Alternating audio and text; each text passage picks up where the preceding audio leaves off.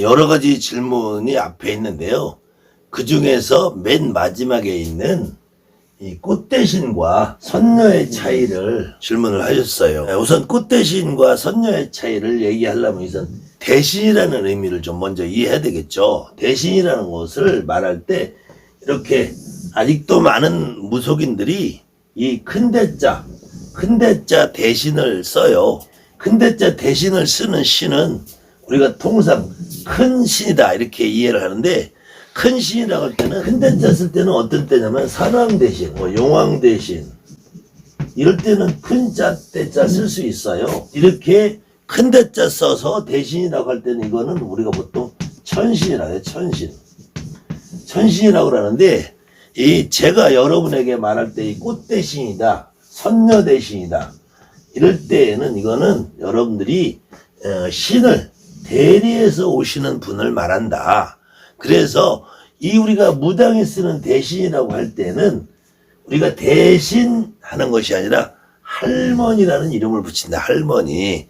그래서 대신 할머니를 보통 우리가 여대신이라고 한다. 그 다음에 대신 할아버지라고 한다. 할아버지. 그래서 이런 할머니를 남대신이라고 한다. 물론 이 남대신은 여러분에게 오는 신장 할아버지, 장군 할아버지, 도사 할아버지 다 이분들이 다 대신이지만, 주로 대신이라는 칭호를 붙여줄 때는 여러분이나 나처럼 돌아가시기 전에 살아생전에 박수, 무당, 법사 이렇게 살으신 할아버지들을 스님, 목사까지도 그분이 돌아가셔서 여러분에게 신으로 오실 때에는 남대신이라는 칭호를 붙여주고 대신 할아버지라는 이름을 붙여준다. 우리가 도사 할아버지, 신장 할아버지, 장군 할아버지가 할 때는 그냥 대신 할아버지 칭호를 안 붙여줄 뿐이지, 그분들도 역시 다 남대신이고 대신이다. 이거 먼저 여러분들이 이해를 해야지, 통상 천하대신이다, 지하대신이다 이렇게 말할 때 대부분의 네이버, 블로그, 카페 같은 데 돌아다니면 뭐라고 돼 있냐면은 천하대신은 천하를 관장하고, 지하대신은 지하를 관장하고, 도당대신은 도당을 관장하고, 본양대신은 본양을 관장한다. 이렇게 설명들을 해놨어요. 그런데 천하대신이 천하를 관장을 하면은 천하나 관장을 하지 여러분한테 왜 오겠어. 지하대신이 지하를 관장하면은 지하세계에 있는 두더지나 뱀이나 아니 지하철의 역사를 관리하겠죠. 여러분한테 왜 와.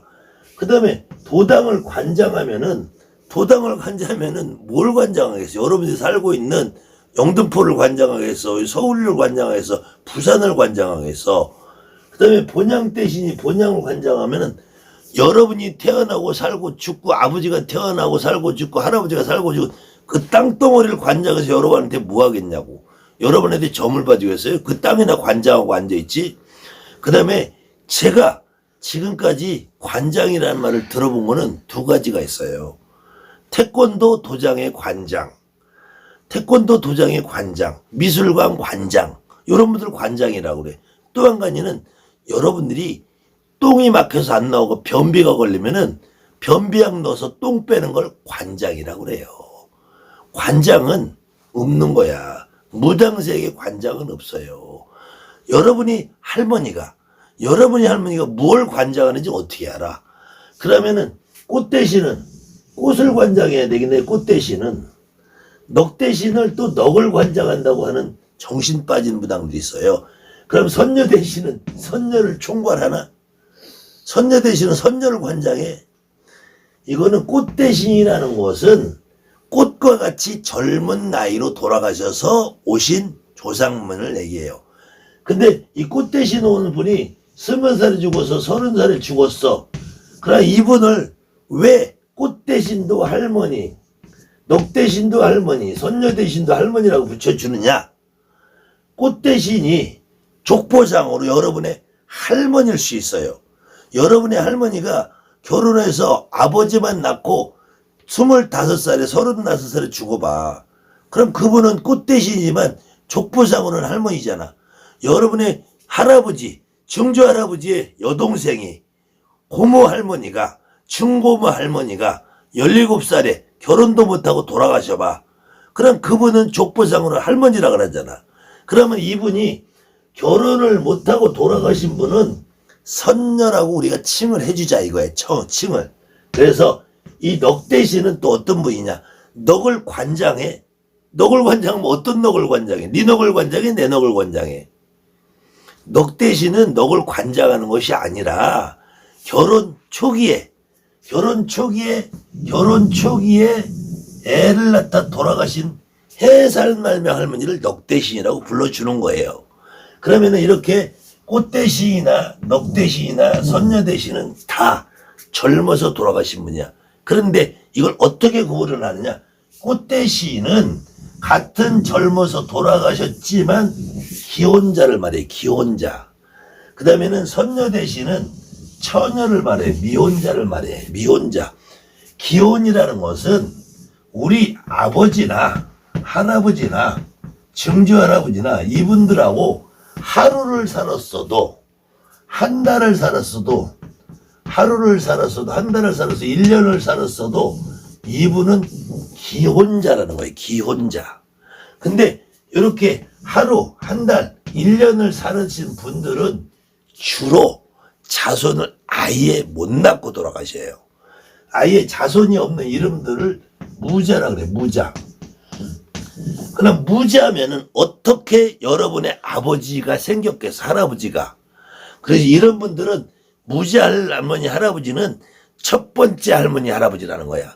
그럼 여러분의 아버지 할머니 할아버지들은 두 번째 할머니가 와서 낳았다는 거예요. 그래서 무자라는 거야. 무자 할머니는 보통 첫 할머니를 말해. 첫 할머니. 대부분. 그런데 젊은 대신이 자손을 낳고서 1년이 넘어서 2년, 3년, 4년, 5년 이렇게 해서 어쨌든 이 나이를 정확하게 규정 짓는 건 아니지만 기혼을 17살에 결혼했는데 35살에 돌아가셨어. 20살에 결혼했는데 40살에 돌아가셨어. 이래도 이런 분은 꽃대신이라고 칭해준다. 근데 결혼을 해서 1년에서 2년 사이에 돌아가시는 분들 이럴 때에는 대부분 애를 가져요. 허니문 베이비라고 그래. 애를 가지면 임신하는 기간이 최소 10개월이야. 그러면은 결혼해서 오늘 바로 애를 갖는 분도 있지만 결국은 보통 한 달, 두 달, 석 달 사이에 애를 갖게 돼요. 그럼 최소한 10개월에서 1년 이상은 지나야지 임신을 해서 출산이라는 걸 한단 말이에요. 근데 출산 과정에서 돌아가시는 분들, 이런 분들은 같은 꽃대신이지만 이런 분들은 우리가 넉대신이라고 불러준다. 다른 말로는 해산말명이라고 불러준다. 그 다음에는 아예 결혼을 자체를 못하신 분, 결혼을 못하셨으니까 이분들은 여러분의 아버지나 할머니나 할아버지나 증조할아버지나 이분들을 낳을 수가 없죠. 결혼을 못했으니까. 그래서 결혼을 못하신 이 처녀로 오시는 이 선녀 대신들은 어쨌거나 친가에서는 고모 할머니, 증고모 할머니, 외가에서는 이모, 외고모 할머니, 외증고모 할머니, 어떤 경우에는 사촌도 있어요.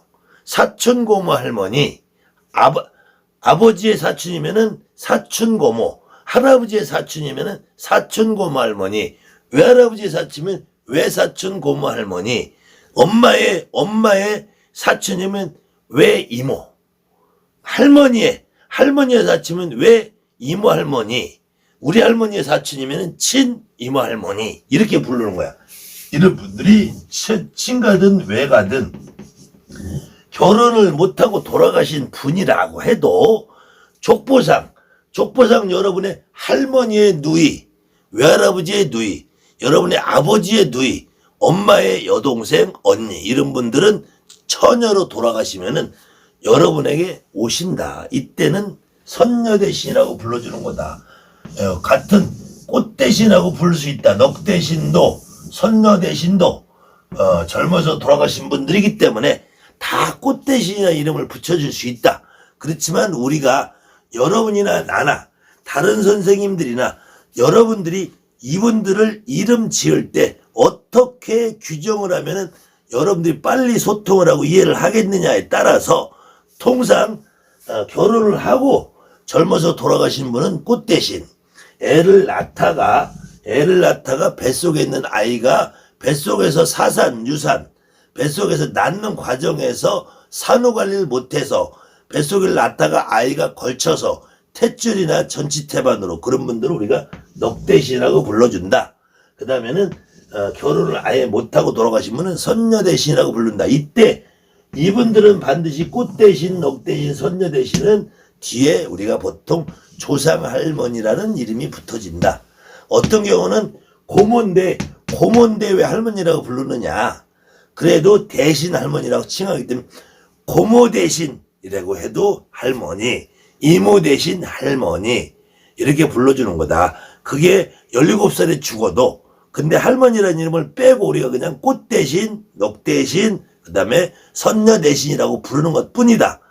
여러분의 할아버지 형제, 외할아버지 형제들은 꽃 대신 할머니, 넉 대신 할머니, 선녀 대신 할머니라고 칭을 해야지 원칙이다. 근데 그 할머니 짤 빼고 그냥 꽃 대신, 선녀 대신, 어떤 경우는 선녀 애기씨라고도 불러준다. 어느 경우는 선녀 애기씨들은 17, 18뿐만이 아니라 1살, 2살, 3살, 4살, 5살에 돌아가신 할아버지의 동생, 외할아버지의 동생, 증조할아버지의 동생, 증조할아버지의 누나 이런 분들도 우리가 보통 선녀 애기씨라고 불러준다.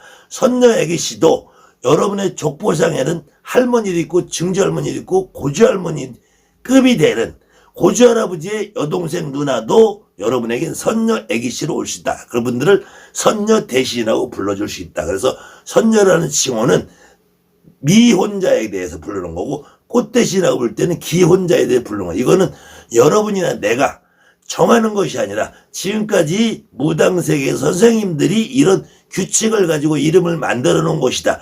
그래서 명패는 반드시 이렇게 불러야 된다는 것이 아니고 이렇게 구분하는 것이 가장 합리적이고 보편선에서 합당하다는 것입니다. 그래서 이것은 정답이라는 얘기가 아니라 이렇게 부르는 것이 서로 간에 통용되는 데 있어서 가장 합리적이다라는 것입니다.